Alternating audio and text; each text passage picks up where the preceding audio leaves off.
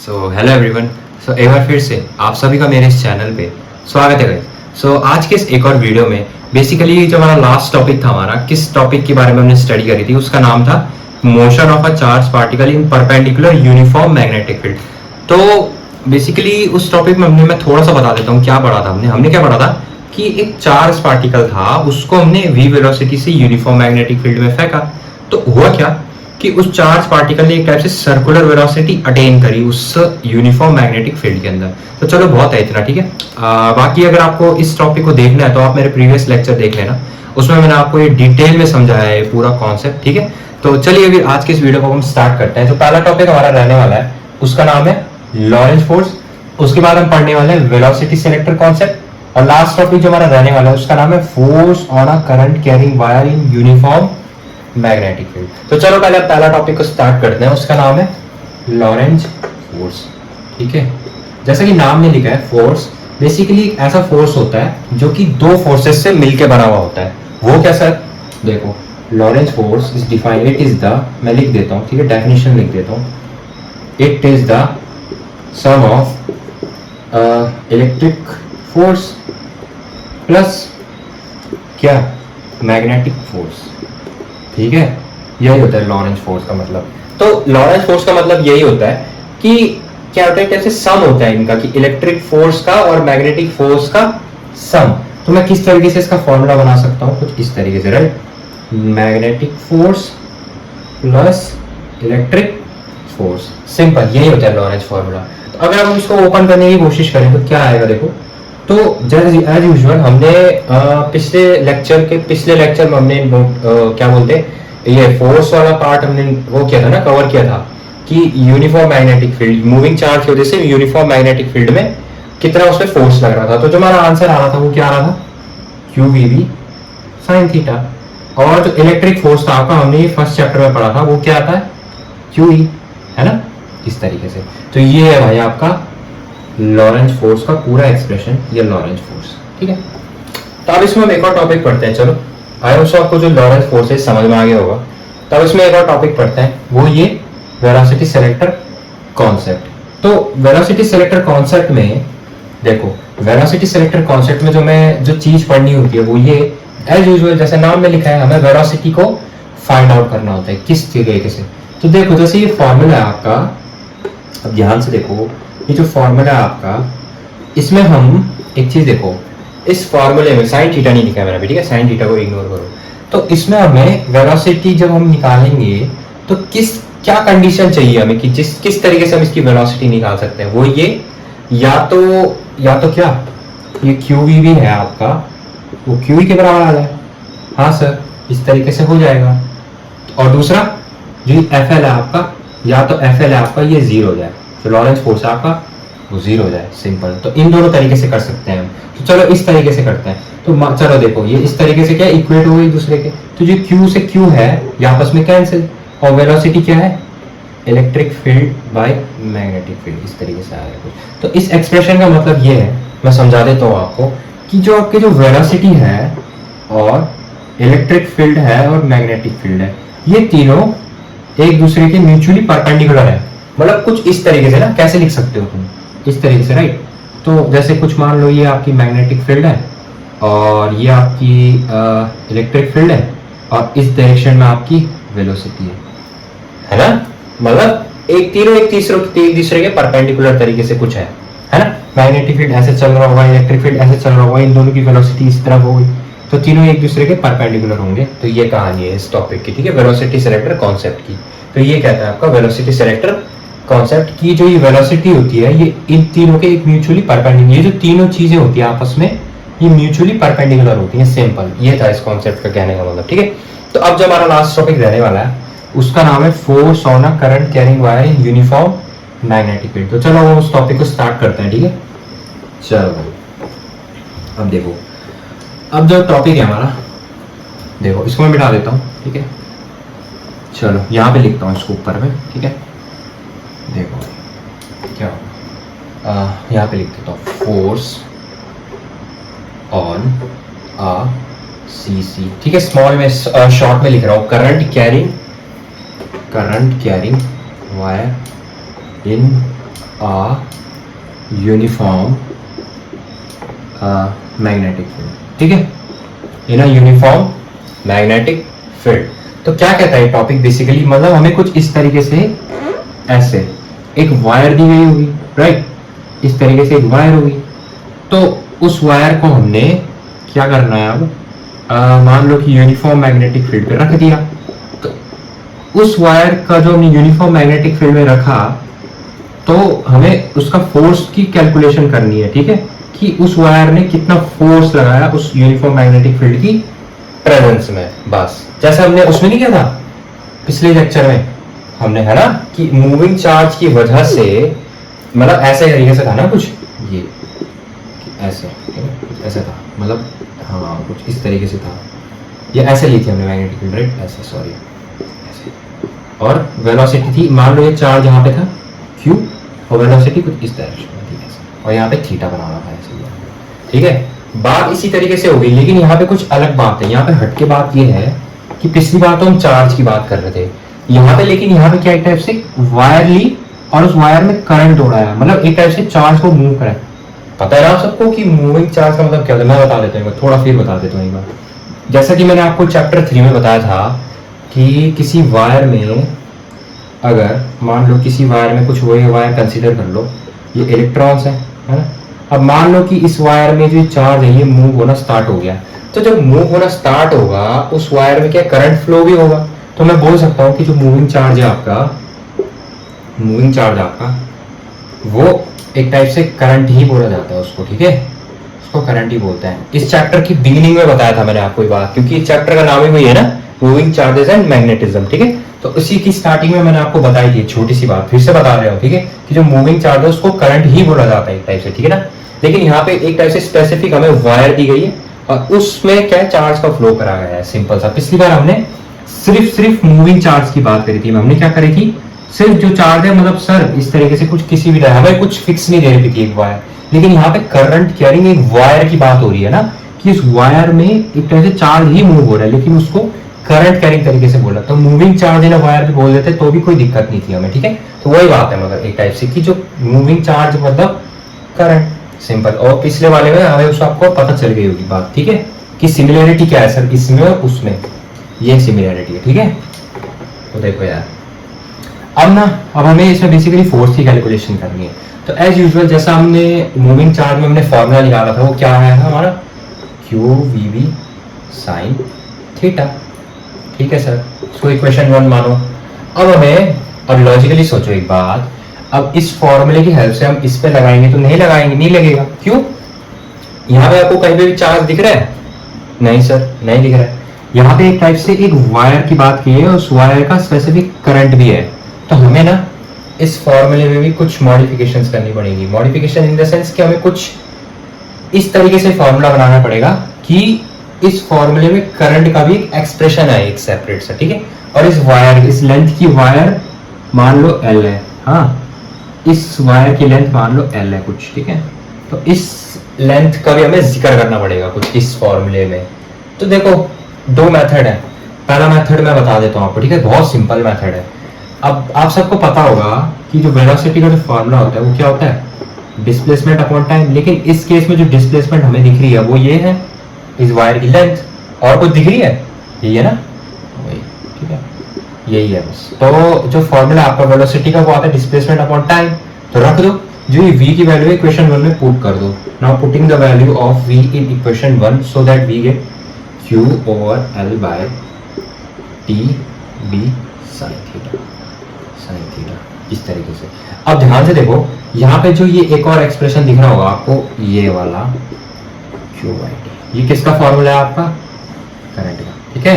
तो इसको एक काम करो, q बाई टी को I से रिप्लेस कर दो, लो सर आ गया फॉर्मूला, इस तरीके से आपका ये फॉर्मूला आ गया, जो कि एक्यूरेट है, ठीक है, एकदम, है ना, जस्टिफाई हो रहा है ना। मैं बताता हूँ किस तरीके से। देखो मैग्नेटिक फील्ड तो चलो है, ये तो ठीक है, इसमें कुछ छेड़छाड़ नहीं होगी, है ना, मैग्नेटिक फील्ड तो वही रहेगी क्योंकि यूनिफॉर्म की बात हो रही है। देखो वायर की करंट I, वायर की लेंथ L, अब समझ आ गया किस तरीके से हो रहा है। अब इसको एक और मेथड है वो मैं आपको बता देता हूँ, ठीक है। वैसे तो मेरे अकॉर्डिंग तो उस मेथड से करने की ऐसे जरूरत नहीं है, इससे भी करोगे तो हो जाएगा काम आपका। तो चलो फिर भी मैं बता देता हूँ आपको, ठीक है।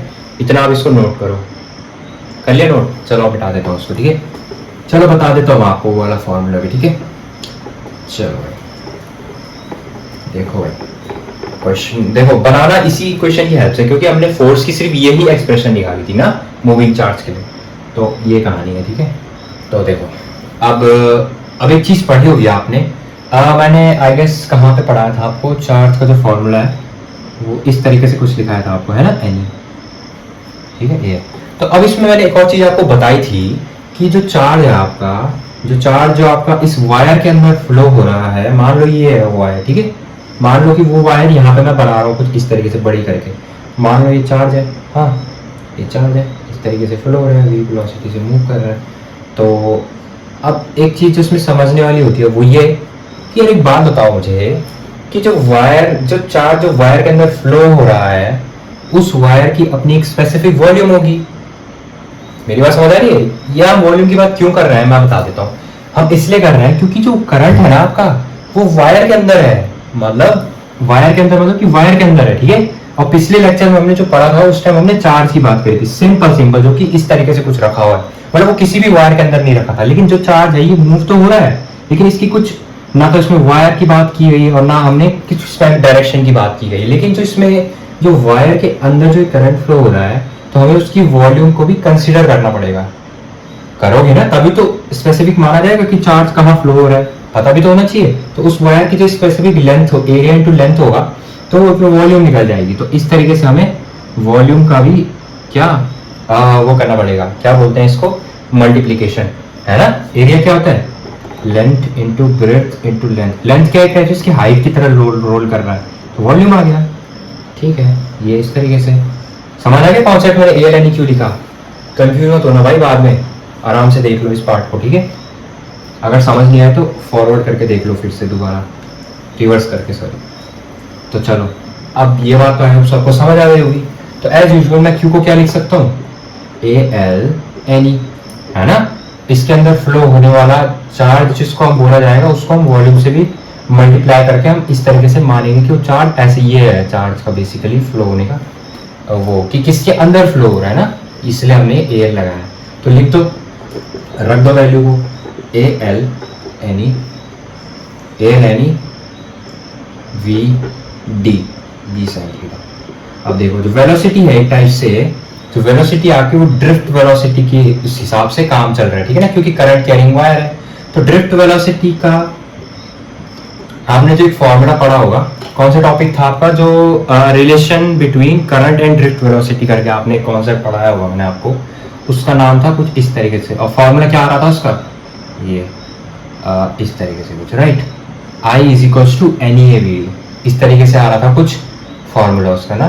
तो अब एक काम करो, N E A V D की जगह आई को लिख दो सर, ये लो, L I B sine theta. देखो चाहे तुम, चलो एक सेकंड में लिख देता हूँ पहले, ठीक है, तब बोलता हूँ, चलो ये, ठीक है, ये आ गया आपका एक्सप्रेशन।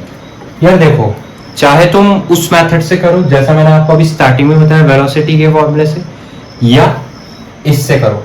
इससे करने से ना, इसको करने से पहले आपको ना एक क्या बोलते हैं, ये ड्रिफ्ट वेलोसिटी वाला कॉन्सेप्ट भी समझ में आना चाहिए, और ये वाला कॉन्सेप्ट भी समझ में आना चाहिए जो मैंने आपको अभी थोड़ी देर पहले बात बताई, ठीक है। अगर नहीं होगी समझ, नहीं आएगा समझ में तो मत करना, कोई दिक्कत नहीं है, इस वाले फॉर्मूले से करना सिंपल सा। अगर मेरी बात माने तो वेलोसिटी की वैल्यू रख के, लेंथ पर यूनिट टाइम रख के फॉर्मूला निकालो, बात खत्म, सीधी बात है।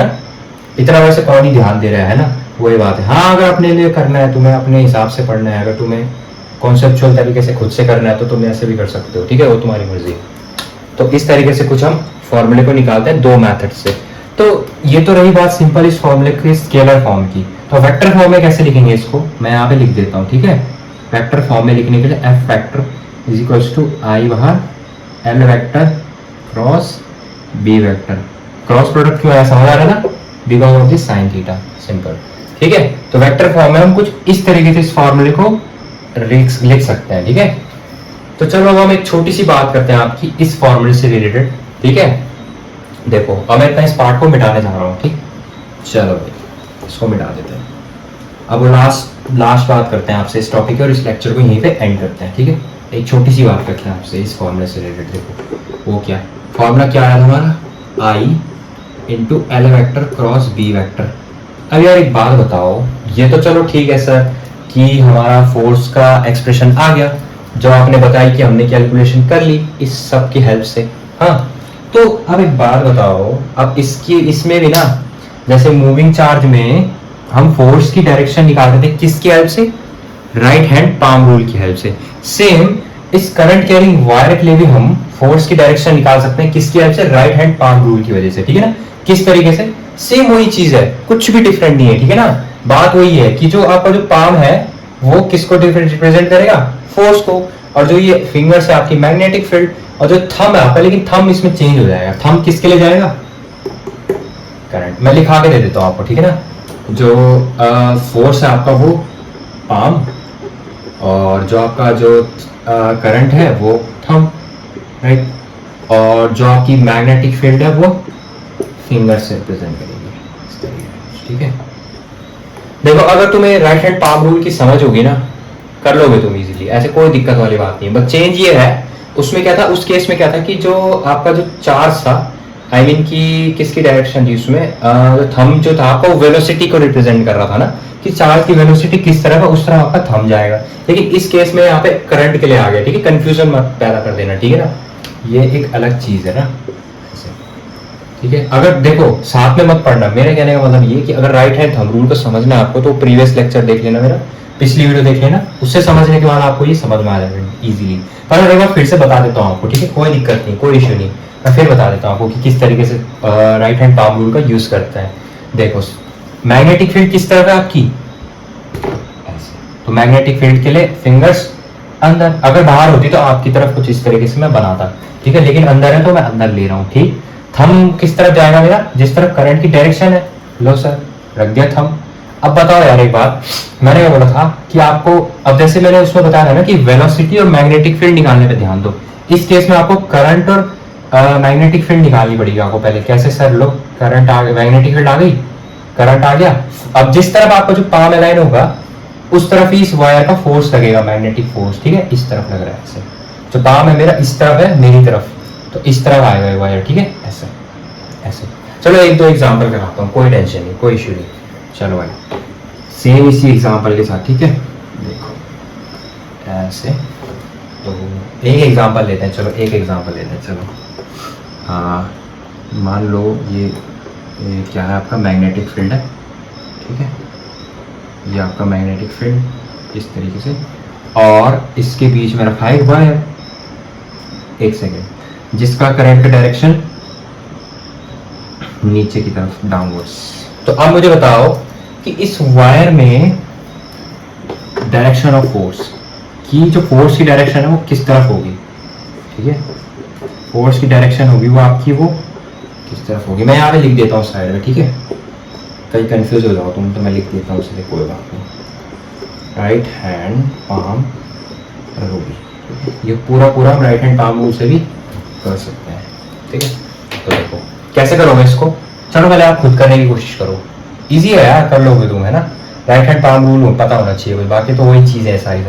कैसे करोगे, मैग्नेटिक फील्ड आपकी तरफ, और जो थंब है आपको इस तरफ जाएगा, ऐसे में कुछ ऐसे में आ जाओ, ठीक है, दिख रहा होगा आपको, हाँ ऐसे, ये लो, ठीक है सर, मैग्नेटिक फील्ड ये लो आपकी तरफ आ रही है, और जो थंब है आपका वो नीचे जा रहा है क्योंकि करंट की डायरेक्शन नीचे है, ये थंब ना ऐसे, ये लो सर, करंट भी दे दिया, नीचे डाल दिया थंब की डायरेक्शन से। अब पाम देखो मेरा किस तरफ अलाइन है, दोबारा जिस तरफ मैं खड़ा था, ऐसे ऐसे जाएगा, मतलब कुछ इस तरीके, इस तरफ इस वायर का फोर्स लग रहा होगा, ठीक है। बस इतना सिंपल है यार, और राइट हैंड पाम रूल का पता होना चाहिए आपको, बाकी तो तुम कर लोगे इजीली। तो यही कुछ था इस वीडियो में। So that's all in this video. So उम्मीद है आप सभी को जो आज का छोटा सा लेक्चर है मेरा इस टॉपिक के ऊपर वो आपको समझ में आया होगा। तो मैं थोड़ा सा आपको ग्लिम्पसेस दे देता हूँ उस टॉपिक से रिलेटेड, जो अगला टॉपिक हम स्टडी करने वाले हैं, लाइक दिस, इस तरीके से, ठीक है।